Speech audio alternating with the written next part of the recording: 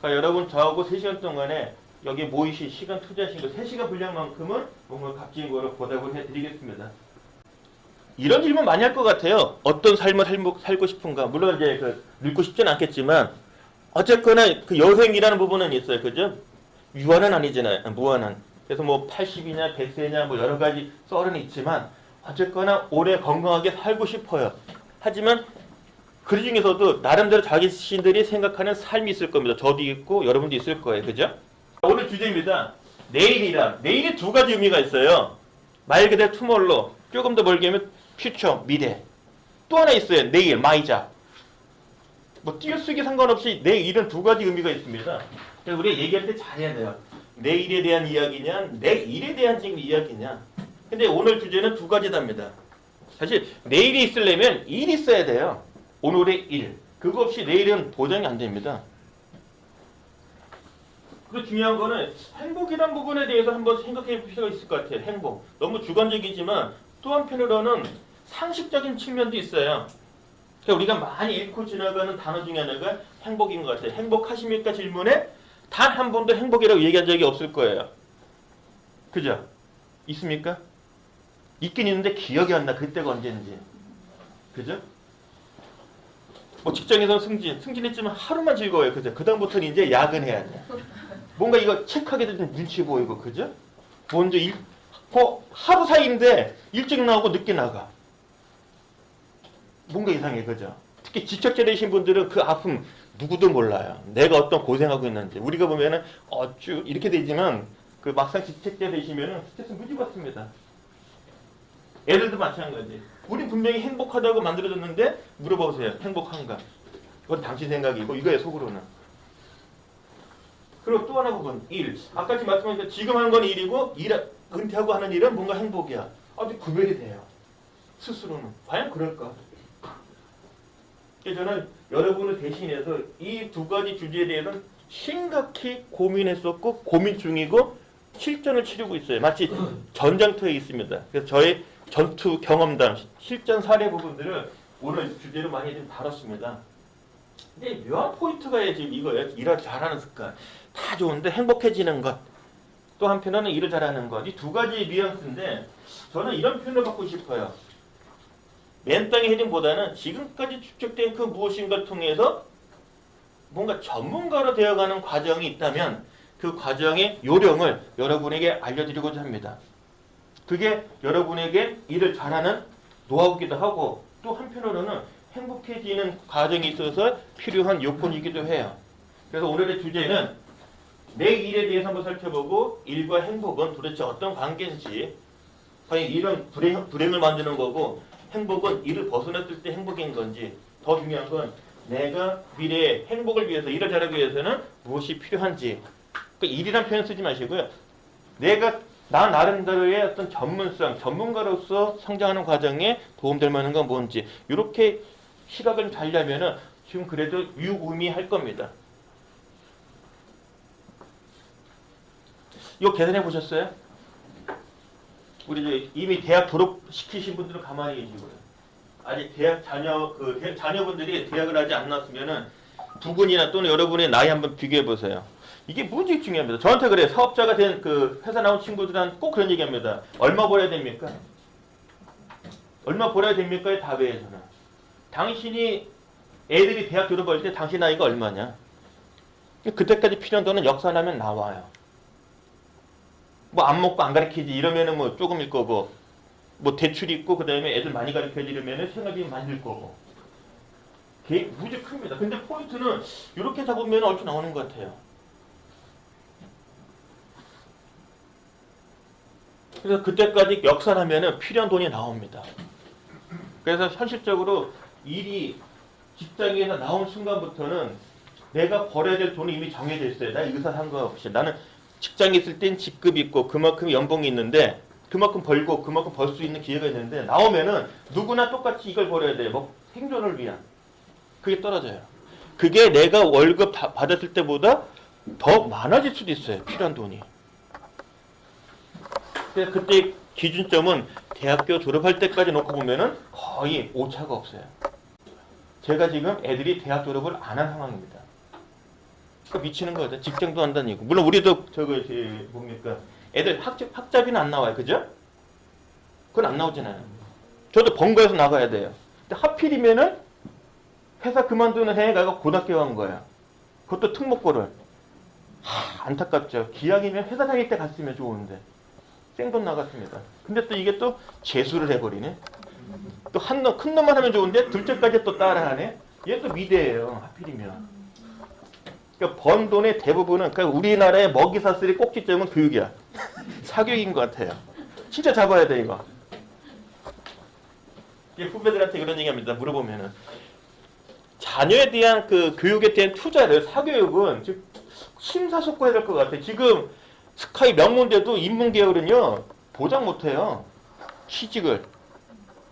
이공계는 그래도 서성한 중경외시 뭐 인하대 여기까지는 돼요. 근데 제가 들은 정보로는 스카이급도 인문계열은 힘들어요. 그러니까 학벌로는 이제 안 돼요. 그래서 그런 면에서는 지금 이제 자녀에 대한 제가 이제 막상 해보니까 재수하고 원하는 데 못 가고 뭐 이런 거 보니까 돈이 아깝더라고요. 미래도 보낸다는데 얘가 또 잘 될지 안 될지 누구도 모르잖아요. 그죠? 미칩니다. 그래서 이미 대학 졸업하신 분, 그 자녀분 졸업을 했으면은 인생의 큰 고민 넘기신 거예요, 지금. 정말입니다. 좀 부러워 죽겠어요. 결혼은 나중 문제. 일단 대학 졸업부터. 지금 필요한 게 뭘까? 이게 이제 개인 차일 거예요.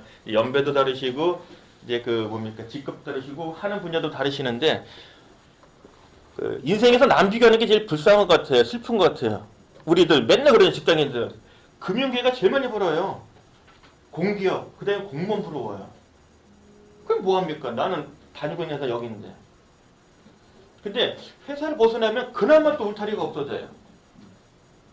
그래서 정말 필요한 게 무엇이냐 부분에 대한 거는 직장을 그만두고 고민하는 게 아니라 직장을 다니면서 사실 준비해야 됩니다. 나한테 필요한 게 뭔지. 그러다 보면 지금 일이 왠지 예뻐. 뭔가 그래도 구석이 보여요, 뭔가.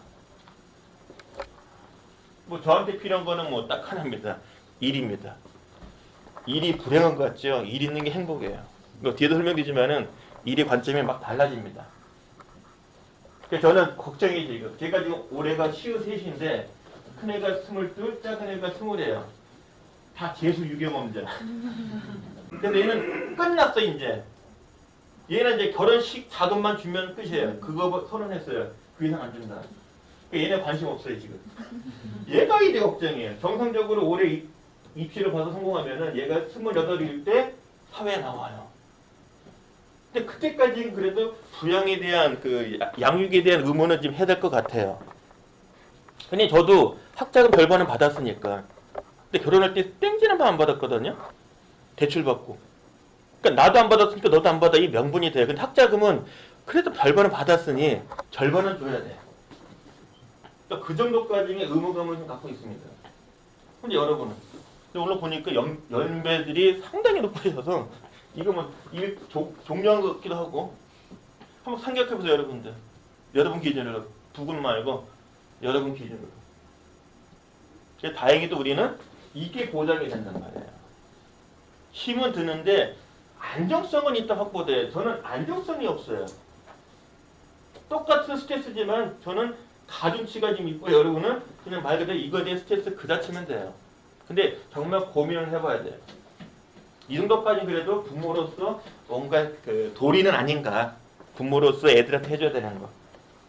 자, 한국적 상황이긴 하지만 그래서 이 질문에 여러분 한번 답을 한번 해보시죠. 행복하세요? 지금 행복해요? 행복해요? 아까 불러 분위기 아니었는데. 보통 행복해요? 네, 그랬죠. 이러니까 공직을 원하는 겁니다. 직장인한테 물어보세요. 일반 기업들. 그걸 질문이라고 합니까? 행복할 수가 없다는 거예요. 대부분은. 그렇게 느끼고 있어요.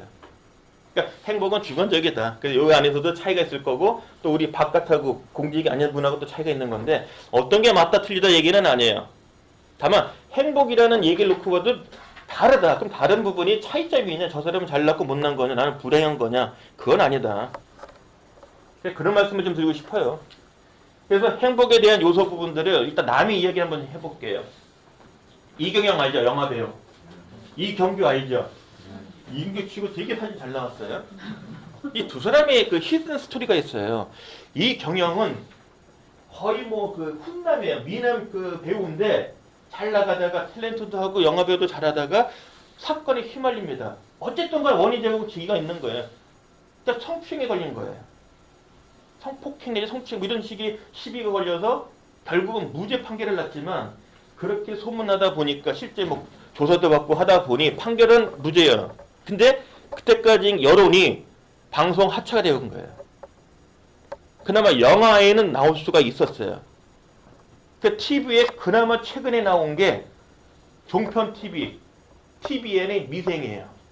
그 전까지는 TV라는 곳에 못 나왔어요, 드라마에. 한 10몇 년을.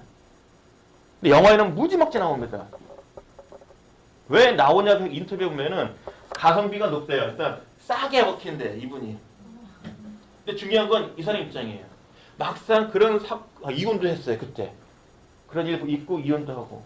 그 뒤에 보니 영화판, 드라마 여기 참여했던 게 얼마큼 큰 행복인지를 뼈저리게 느꼈다는 겁니다.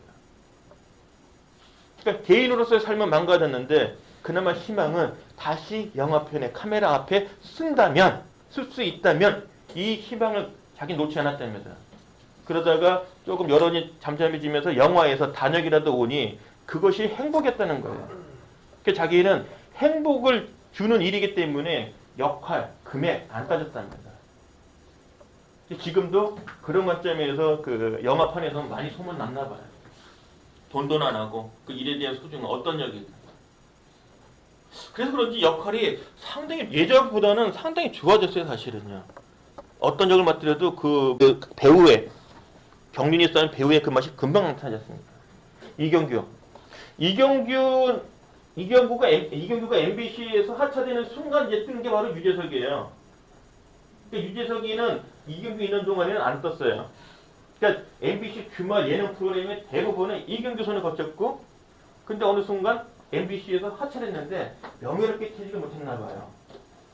갑자기 좀 인기 없는 것 같은데 그냥 훅 내 팽개림 팽당했다는 그런 뉘앙스를 얘기하더라고요. 그리고 절치부심하다가 이제 여러 다른 MBC가 아닌 다른 방송국에 출연을 했는데 우리가 기억 못하는 프로그램에 많이 나왔어요. 한 5개가 있는데 기억이 안 나요. 그러니까 종편도 나가고 기억이 안 나. 그러니까 옛날 같은 그 인기가 없었습니다. 그래서 이제 스스로 이제 포기를 할 수도 있는데 그래서 자기가 이제 그 심사숙고하면서 하나 프로그램 잡았어요. 이게 남자 자격이에요. 근데 거의 막장에 가까운 사람들이 모인 프로그램이래요. 출연진의 인생들이 다 거의 큰 굴곡을 겪은 사람들이 모인 프로그램입니다. 근데 그게 또 대박 났어요. 그걸 계기로 해서 다시 방송국에서 주가가 확 올라갑니다. 그래서 제2 인생기, 제2 절정기를 이제 맞이하고 있고, 근데 이 사람이 그런 얘기 합니다. 자기가 현직이 그 인기 있을 땐 정말 물불 안 가렸대요. 그 무성도 없었고. 근데 막상 일을 놓치고 보니, 이력고 보니까 모든 것들이 다 소중하다는 겁니다. 그 뒤부터는 이런 자기의 그 암흑기를 거치면서 바뀐 게 있답니다. 남들한테 잘해야지. 그래서 그 방송에 만들어주는 그 스태프들, 참가자들한테 잘해주기 생각했대. 그리고 뭐 이런 얘기합니다. 자기는 어떤 역이라도 좋다. 이 일만 할 수 있다면 벽에 똥칠할 때까지 하겠다. 그래 지금은 물불 안 가래. 배도 타고 그래요 막. 그러니까 일의 소중함이에요. 돈을 많이 벌고 덜 벌고 인기가 많고 조금 이런 걸 떠나. 그래서 똑같이 일이 많을 때 스트레스도 있는데 또 한편으로는 일이 행복을 주는 요인도 되더라. 그 일기 정신성이 있던 사람도 있었고 또 막상 그 바닥까지 가보니 그 일에 대해 바라보는 것이 좀 달라지더라. 그러니까 행복이라는 그 주는 요인은 꼭 반드시 하나만 고정되어 있는 것 같진 않아요. 뭐 제 얘기 잠깐 할게요. 저는 이제 사업자가 된 건 2010년이었고요. 사업자가 되면 제일 두려운 게 안정성이에요. 안정성이 없어요. 그래서 저는 항상 퇴근하고 집에 가면은 그래서 나빠트 보면서 아 이걸 지켜야지. 내일도 지켜야지. 오늘도 무사히. 그게 제 그 하나의 모토예요. 그래서 안정성이 없다 보니까 안정성을 내가 만들어야 돼요. 근데 만드는 노력만큼 나오진 않거든요. 근데 그 노력하지 않으면은 뭔가 더 불안해. 그래서 스트레스를 무지 받았어요. 그러던 중 2014년이 세월호 터질 때예요. 세월호 사건 날 때인데 그쯤입니다. 4월에. 4월 말에 저는 쓰러졌어요. 그러니까 며칠 밤도 새고 스트레스 받고 또 밤새다가 잠이 안 오면 또 일하다 보면 또 맥주를 술 못하지만 그랬더니 맥주 한 잔 좀 먹고 이런 게 좀 며칠 하다 보니까 한 방에 훅 가더라고요. 그래서 병명은 정확하게 대부분은 그 귀 어지럼증에 그냥 구토 심하게 나오고 좀 며칠 쉬면 되는데 저는 좀 심하게 온 편이에요. 그러니까 TV 보는데 이 증상이 오니까 세상이 나를 중심으로 돌더라고요. 끊임없이 나와요. 끊임없이. 그 앰뷸런스 불렀는데 그때 제 떠오른 생각이 뭔지 아세요? 그때 이제 50세 정도 되니까 뇌졸중만 아니기를.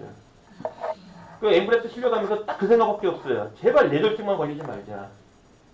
이걸 먹고 사는 사람인데 이러면 안 되잖아요. 잘못한 일이 있으면은. 운전 못 하잖아요. 그럼 여기 못 와요. 그러니까 딱 그 순간에도 딱 하나의 몸부편의 생각이 뇌졸중만 아니게. 병원 갔을 때 제가 MRI 먼저 찍자고 그랬어요. 그 소리 듣고 싶어서. 나중에 아깝더라고요. 의사 말 들을 거. 안 찍어도 된대. 그래도 MRI 그 소리. 뇌졸중은 아니다. 어쨌거나 저는 좀 심하게 와서 한 달은 누워 있었어요. 근데 마침 또 비수기야. 다행히도. 근데 이런 이야기가 퍼지면 또 큰일 나요. 어깨에서. 저기 나의 그 쓰러짐을 알리면 안 돼. 그러냐 아내 입장은 얼마나 그 스트레스 받겠어요. 그러니까 눈 뜨면은 보이니까 어지러워서 이 커튼을 쳐야 됩니다. 어두움이 있어야 돼요. 그 약 성분이 약간 그 마취제가 있어요. 그러니까 눈 뜨면 어지러우니까 초점 맞고. 그래서 한 달여는 거의 누워 있고. 그래서 그 증상이 이랍니다. 여러분들 그 건강 체크하는 법 알려드릴게요. 걸어가면서 카톡이 된다. 건강해요. 근데 어느 순간부터 눈이 침침하고 잘 안 돼. 오타가 많아. 집사람한테 보니까 난 웅뚱한테 가고 있어. 그 다음 증상이 뭐냐면 그러니까 귀가 통증이 와요. 윙 물리거나 욱신거리거나. 이때 무조건 쉬어야 돼요. 이럴 때 쉬는 거예요. 연차, 월차를, 반차를. 그래서 요건 이제 깜빡. 근데 귀하면은 빨간불이에요. 그땐 쉬어야 돼요. 그냥 가다가 정상이 항상 좌회전이 돼요. 후진이 안 돼. 그래서 그때 쓰러졌을 때 생각이 이제 뇌졸중은 아니야. 그때는 쓰러지기 전까지는 무조건 강의 시간 많으면 좋아. 3일짜리도 하고 싶어. 근데 쓰러졌을 때는 딱 그 생각입니다. 한 시간이라도 딱 강의만 할 수 있는 체력만 있으면, 두 번째 지방도 가야 되니까 운전 좀 할 수 있었으면 딱 두 가지입니다. 그 이상도 이하도 아니에요. 근데 제가 이제 그 안타까운 건 그 모습을 아내 입장에서는 그러니까 천당 지옥이죠. 그래도 그 해 한 3개월 지난 다음에 완치가 됐는데 그때까지 피마른 겁니다. 그 전까지 제가 그 결혼할 때부터 맞벌이를 안 했어요. 이제 쓰러지고 난 뒤에 집사람 이제 심각하게 이제 충격받은 거지. 이프 내가 쓰러지면은 돈이 없는데. 그래서 그때 이제 직장인 반이겠다고 얘기를 하더라고요. 그래서 그거는 제가 막을 도리가 없더라고요. 근데 웬걸 집사람은 딱 그에 또 쓰러져요. 그동안의 피로 스트레스 어떤 직장인을 때 하다 보니 몸이 이제 안 맞는 거예요. 그러니까 그게 한 번에 딱 터진 게 이 자궁 쪽에 종양이 생긴 건데 100% 암으로 갈 확률이 높다는 거예요. 그래서 어쩔 수 없이 이제 드러냈죠. 근데 안타까운 건 집사람 수술 받을 때 제가 옆에 있는 거예요. 일을 해야 되니까. 그래서 막 여러분들 이제 하고 있는데 집사람 이제 수술하고 있는 거고. 야, 그게 제일 스트레스더라고요. 내가 쓰러질 땐 집사람 옆에 있는데 집사람 아플 땐 내가 없었어요. 그러니까 제 인생은 이제 끝난 거죠. 영원한 종이에요. 갑을. 두고두고 지금 항상 당하고 있습니다. 기껏 내가 쓰러졌을 때 키워줬더니 이런 일도 있더라고요. 그래서 행복이라는 게 참 바뀐다. 애에 대한 희망도 막상 애 재수하고 뭐 이런 거 보니까 이것도 아니었구나. 돈이라는 것도 해봤더니 또 막상 쓰러져 보니까 돈의 크기보다는 먼저 가까운 게 보이더라고요. 행복이라는 부분은. 그래서 저는 뭐 그래도 하고 항상 얘기합니다. 제 삶의 목적은 딱 하나예요. 제 아내예요. 그 애한테 그럽니다. 나는 엄마 구할 테니까 니들은 수영 배워. 나한테 기대하지 마. 그래 너희들 대학 졸업할 때까지 내가 의무지만 그 뒤에는 손 안 벌릴 테니 손 벌리지 마. 그 돈 있으면 네 엄마 준다. 대신 우리가 거하면 남는 건 많아요. 내외가. 그건 줄게. 근데 달랜 소리 하지 마라. 진짜 명확합니다. 저는 컨셉이.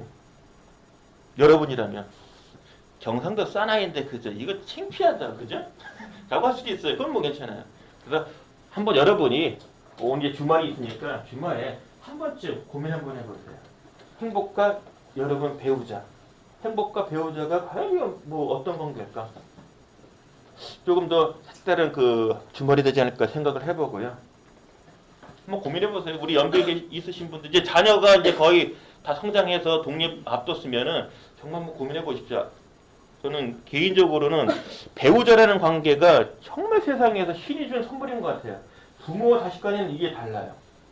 저도 양친 다 이제 그 돌아가셨는데 전혀 달라요. 제가 어머님은 그렇게 좋아했는데도 불구하고 기억이 안 나. 집사람이 그 자리를 다 하고도 남더라고요. 그래서 저는 신이 준 유일하게 인간한테 준 선물은 배우자인 것 같아요. 그렇다 독신이라고 해서 저는 뭐 비하거나 이건 아니고요. 결혼을 하셨다면 삶에 어떻게 보면 가장 큰 행복 중에 하나를 배우자를 통해서 받지 않을까라는 생각이 듭니다. 뭐 저는 국가의 뭐 그 자녀 낳기 캠페인하고 상관이 없습니다. 그래서 여러분들 그 뭐 다 아실 거예요.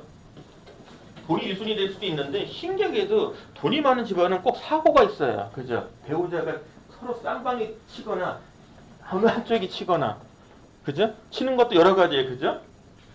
속을 썩이거나 돈을 날리거나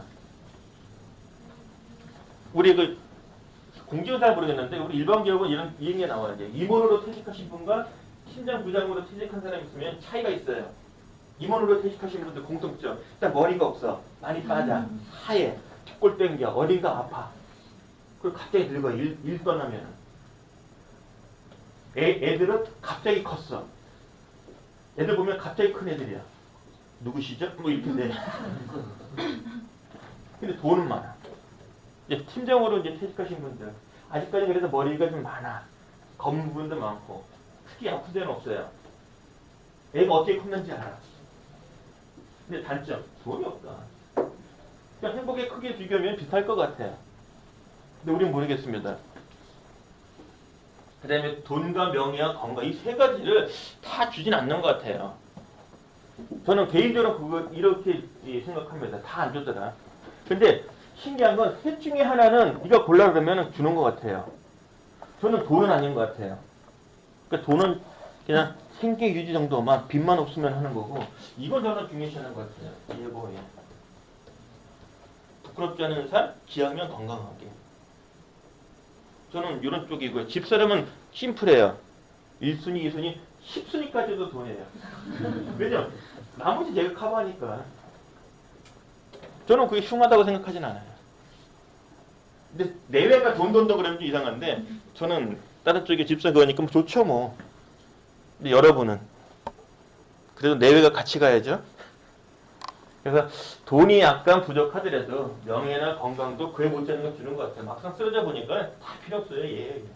그 중에 나만 건강하고 또 배우자가 건강하지 않으면 그것도 불행해요. 둘 다.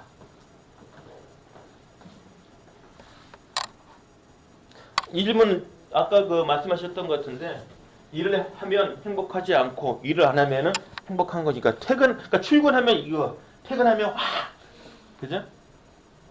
꼭 그런 비유를 드는 게 맞을까 생각이 드는데 저 같은 경우 조금 입장이 좀 다릅니다. 여러분 제가 이 자리에 쓸 수 있었던 이유 중에 하나는 일이라는 관점을 좀 남다른 시각을 체험했던 것 같아요. 20년을요. 그리고 지금도 마찬가지고 저는 일에 대한 해석은 조금 다릅니다만은 저는 다행히도 제가 원하는 업에 하고 싶은 일을 해왔어요. 회사 일도 시켜서 받은 일보다는 이거 하시죠? 이거 해야 되지 않겠습니까? 하고 싶은 일을 자꾸 주장을 해서 하도 열받으니까 너 한번 해봐 그래. 얼마나 잘하나. 그러니까 그런 일을 좀 해왔어요. 하고 싶은 일을 하고 그것도 평가받았어요. 물론 평가는 좋진 않아요. 원래 교육 업무는 고가가 안 좋아요. 노사 쪽을 많이 주지. 그래도 꾸준하게 일 바꾸지 않고 제가 스스로 그만둔 적은 없거든요. 그러니까 직장에서 이거는 참 저는 가장 큰 행운은 이거였던 것 같아요. 하고 싶은 일을 하고 평가받고, 물론 평가 결과는 나쁘더라도 승진 또 누락된 적은 없어요. 고과는 안 좋은데 승진 또 시키더라고요. 여기 참 미워요. 그러니까 돈은 안 주는데 명예는 줘. 그리고 다행히도 저는 일을 찾아서 회사를 바꿨는데 마지막 직장에 월급 받고 그 다음 달에 새로운 회사 받았어요. 제대하고 3일 만에 입사하고 이직할 때 일주일 만에 그 다음 회사 가고, 최장 길어진 게 4주를 쳐봤는데 텀을 미치겠더라고요. 그 4주가 그렇게 길어요. 지금 생각해보니까 놀아도 되는 걸. 다행히도 그런 면에서는 뭐 스트레스는 없었습니다. 그리고 인생과는 뭐 전체적으로는 뭐 간단합니다. 행복이고요. 저는 가족의 행복. 두 번째는 제 개인적으로는 제 분야에서 그래도 손가락질 같지 않고 그래도 좀 존경받는 그런 전문가. 남다른 그런 삶을 살았구나라는 소리 듣는 게 제 꿈입니다.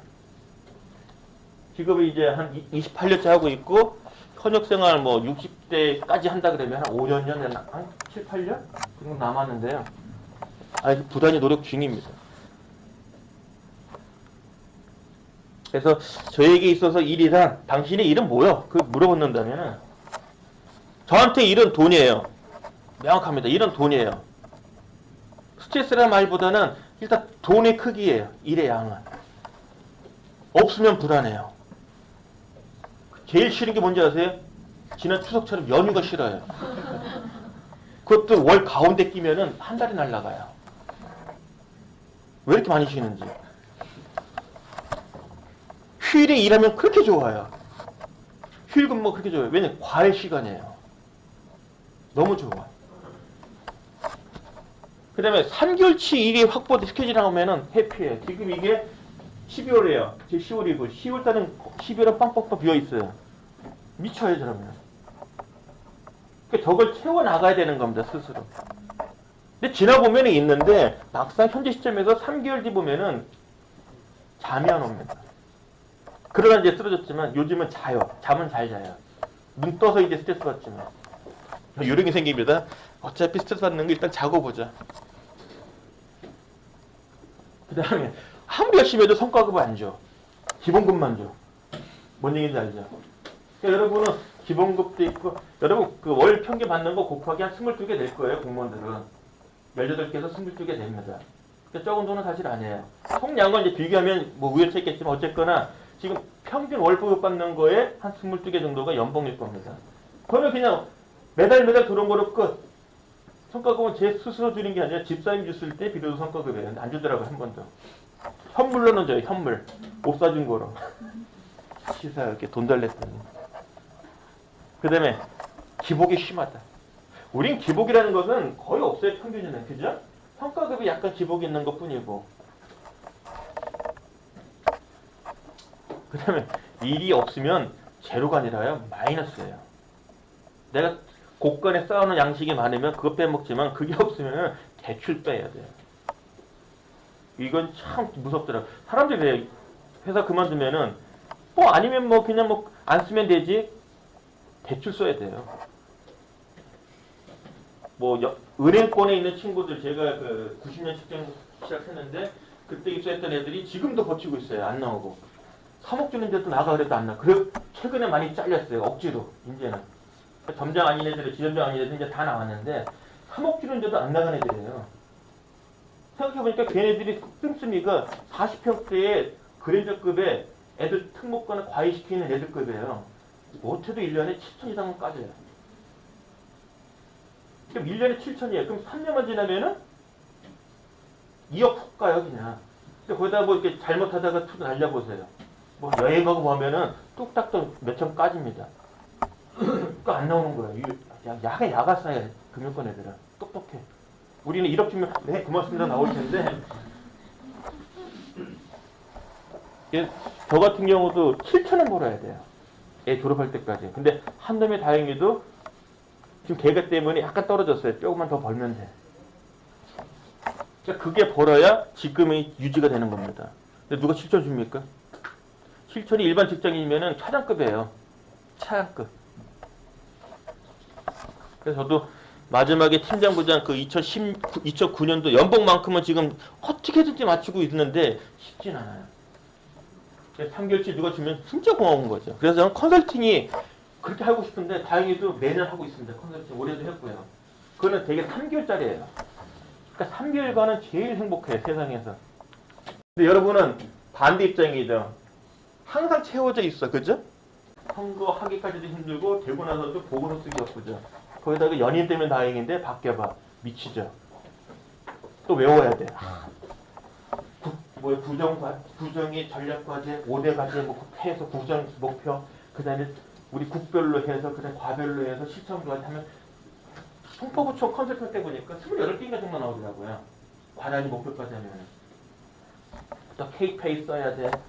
또 우리 교육부서는 4년짜리 또 중장기 인지육성 계획 수립해야 돼. 미칩니다.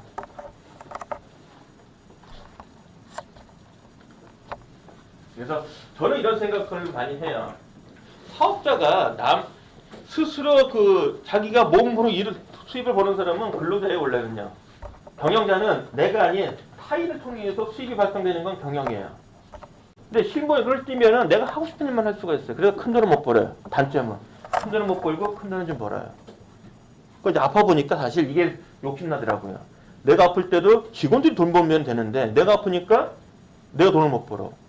그거는 좀 시급하더라고요. 그냥 아프지만 않으면 다행인데 여러분한테 이제 질문 던지고 싶어요. 여러분이 로드맵이 개인차가 크더라고요. 이 공직에 계신 분들 보면은 지금 일반 직장인하고 차이점이 뭐냐면 욕심이 좀 없으신 분도 있어요. 막 이대로 쭉 갈래 난. 그것도 뭐 괜찮아. 이런 분들도 있더라고요.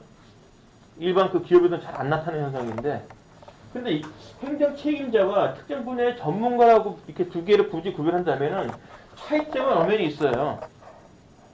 근데 지나가 보니 저도 조직생활을 하다 보니 직책자라는 역할은 해볼 만은 하더라. 하고 안 하고 차이가 커요. 나 혼자 열심히 하는 거하고 타인이 통해가지고 같이 하는 거하고는 전혀 달라요. 그리고 그 스트레스 여러분 안 당해봤으면 몰라요. 나 혼자 일해갖고 평가받는 건 괜찮은데 함께하는 사람들의 결과물 갖고 내가 평가받는다는 그저는 질적으로 좀 다르더라고요. 그래서 혹시나 여러분이 이쪽에 마음이 없다면 한 번쯤은 심각하게 고민해 보세요. 경험해 볼만 하다. 그래야 여러분이 공직을 은퇴를 했을 때 사실은 실무자도 있지만 이런 자리도 있어요. 그러니까 이 자리를 굳이 배제할 필요는 없다는 거죠. 저 같은 경우도 지금 개인적으로는 팀장은 하고 나왔지만은 일반적인 사업체의 경영 쪽의 그 경험들은 가까운 경험들은 많지가 않아요. 거의 없어요. 인사과장 딱 1년 해봤는데 사람 버리는 게 쉽지 않더라고요. 그러다 보니까 혼자 하게 되고 미흡한 상황이 발생됐을 때는 큰일 나는 거고 그걸 경험하다 보니 함께 일을 해내서 성과를 낼 수 있는 그 경험, 능력들을 한번 경험하시는 것도 조직에 있으면서 필요하지 않을까 생각이 듭니다. 그래서 뭐 이쪽에 뭐 틀렸다는 건 아니고요. 여건 되면 한번 해보시라. 시험 봐야 되죠. 그죠? 우리 팀장님 되시려면 일단 6급 되셔야 된다면서요. 그러면 하나 더 올라가야 되잖아요. 그 사무소가 5급입니까? 7급입니까? 5급이야. 그러니까요. 5급. 저는 다행히도 제가 원하는 방향으로는 왔던 것 같아요. 로드맵에. HRD 분야만 쭉 왔는데 목표는 그래도 뭐 항상 그렇지 않습니까? 항상 그 신입사원 때 꿈은 임원 되는 거고 저희는 이제 연수원장이고 지나고 보면은 다 몸담 같은 회사들이 연수원이 있었어요. 근데 연수원 조직에는 한 번도 근무한 적이 없어요. 파견근무는 나가도. 그 신기하게 진급은 누락된 적은 없어요. 근데 45살 때 딱 그때 이제 사후정에 걸려서 나왔는데 원래들 한다면은 한 49 정도 임원 이제 되게 못 되면 나와야 되거든요. 그래서 49살 정도에 나와야 되라고 생각했는데 좀 빨리 나온 편이에요. 그러니까 충격이 좀 컸죠. 어쨌거나 저는 한 45세 때 이제 나왔는데 지나 보니까요. 후회는 없어요. 하지만 임원 못 되고 나온 거는 그럼 어떻게든지 간에 좀 비유 맞춰서라도 임원 되고 나왔으면 집사람한테는 도움 됐겠구나. 가장으로서는 무조건 버티는 게 최고다. 개인으로 치면은 너무 힘든 거고. 지금 시점에서는 이제 쉬운 시대다 보니까 후회는 없어요. 다 나와요, 지금. 그러니까 지금 그만두는 친구들은 이제 연락 옵니다. 쫄고 있죠, 지금. 가진 게 많으니까 또 괜찮아요. 여러분 거. 제가 여러분을 대신해서 한번 그림을 그려봤어요. 여러분의 로드맵은 어딜까? 그래서 여러분의 지지자, 전문성을 앞으로 여러분이 하시는 일을 놓고만 본다면 여러분의 지지자가 많으면 많아질수록 전문성을 지금 가능할 수 있고요. 지지자하고 근데 여러분이 일을 잘해낸다 못해낸다. 그러니까 일에 대한 숙련도, 그 다음에 지지자 이 두 가지 갖고 여러분의 저가 보는 건 전문성인데 큰 그림 보면은 영향력이 일단은 내 부서, 그 다음에 시, 부총리 되겠죠. 그 다음에 시, 그 다음에 우리 도, 그 다음에 정부. 그러니까 여러분의 인지도가 이 신기하게도 소문나요. 여기서 잘하신 분은 소문나게 돼 있어요. 지금은 특히 SNS가 발달돼가지고요. 그래서 여러분은 어디쯤에 지금 속하시는지 그냥 칼 뺀 거 공직 은퇴하실 때까지 그래도 가보시는 게 어떤가 가능하다고 봅니다. 그래서 여러분들 능력을 이런 관점에서 한번 꼭 보세요. 이게 심심해서 만든 거 아닙니다. 우리 자격에 대한 기준을 자격이 높다, 능력이 뛰어나다, 낮다 이거를 평가해 주는 게 고용노동부예요. 나라에서 정해요. 직업훈련. 그래서 제일 만만한 게 뭡니까? 학력이에요. 그 다음에 경력. 1년차와 10년차가 차등을 둬요. 인정하잖아요, 우리. 그죠?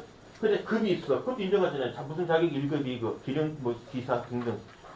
또 하나의 기준이 있어요. 이 기준입니다. 도움을 줬는데도 못해. 얘는 입사가 안 돼요.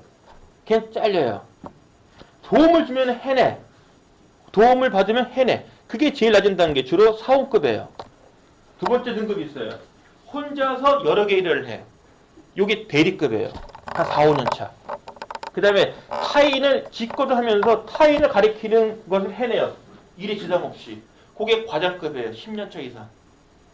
차부장. 한 15년 차 이상. 그 직무 관련해서 어떤 문제가 생기더라도 문제를 해결해내는 능력이에요. 그런 사람들이에요. 평소에 보이면 잔소리꾼이라고 하는데 사건 터지면은 안정화시킵니다. 한 방에. 그러면 지책자는 뭐 하느냐? 지책자는요. 지금 진행되고 있는 일보다는 앞으로 있을 일, 닥친 일, 어떤 변화에 대해서 미리 준비하고 뭔가 해결책을 고민하는 사람이에요. 마치 이거예요. 우리 가족을 위해서 그동안 다 해먹었어. 근데 새로운 입맛을 위해서 대들식을 뭔가 만들고 싶어. 그래서 레시피를 고민하고 장에 가서 재료들 사고 집에 가서 뭔가 끓여놨어. 다 자르고 씻고 해서 렌지에 불 켜면 바로 해먹을 수 있는 정도. 그렇게 해내는 사람이 직책자의 모습이에요. 바람직한. 그러니까 상상을 보세요. 한 조직으로 치면은. 그런 미래에 대한 리더가 고민하고 있고 현재 터진 일은 중요한 일은 차부장 고쳐들이 해주고 헤매고 있는 거 과장이 받쳐주고 실제 일 많이 하는 사람 우리 몇 급입니까 주로? 8급? 7급? 낮아 그죠? 여러분 자신이에요. 이렇게 구별이 됩니다 되게. 그래서 여러분이 기업체의 기준은 직급을 했지만 여러분도 급포가 있지 않습니까? 얼추 나올 거예요. 그게 내 가이드라인은 돼야 된다 최소한. 그 정도는 그래도 도리다. 그래서 여러분 배터리가 좀 많아져야 됩니다. 충전지가. 그래서 막내 보고 우리 신입 사원들 보고 야 너는 왜 혼자 일 못하냐 이런 질문하면 큰일 나요. 그럼 진급시켜줘야 돼요. 혼자 하면. 어떻게 공감하세요 이거는? 쉬는 시간이에요? 야 어쩜 이렇게 정확하게 내 마음을 알아. 쉬세요. 30분에 시작하겠습니다.